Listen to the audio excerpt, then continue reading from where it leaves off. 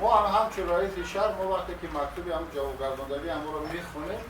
رنگ معلمی یعنی فن زبان و ادبیات انشا بریم روشکای سخت من روشکای سخت خطی هست اینم دمشی میدون اسلام میکنم میگردم دوی مراتبه من با اسلام همه قدر تشوار شد کار به درجه رسید که این حال حاضر عین زمان هر روز از ساعت 14:00 تا ساعت 15:30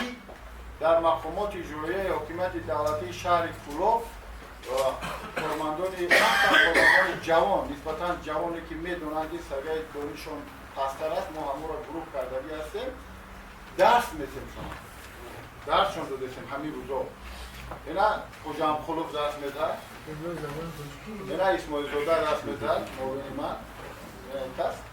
همین درس دو دستن یکریم ساعت ما همین خیلی مسئله کاری کردگی هستم که بعد همین درس ها مهمی انور ما هم درس ها پورا به انجام میرسانیم بعد یعنی من شخصا خودم اما مکتوبی که میاد به همون آدم روانه میکنم خیلی مهم نه به همون آدم شخصا و جواب همون آدم خودم قبول میکنم که چی نویسونده من خیلی سنجشو میگذارم درس که اینا میگذارن من حتی نویسونده بودم که کدام موضوع یکمش بررسی مکتوب ها و گرداندن پاسخ به همون مکتوب ها یک ترتیب دادن پروتکل های جلسه ها دو نویسوندن گزارش ها درخواست ها عریضه ها و عموما حجت‌گذاری که هست از را ما تشکیل کرده ما هم از چندین نفرات وقتی که مجبور میکنیم ارزم میرسن میرون ارزم میرسن بس میکنن میبینن که نمیشه همین مسئله متاسفانه در سطح از کجا برمیاد از مکتب از دانشگاه در مکتب هیچ کس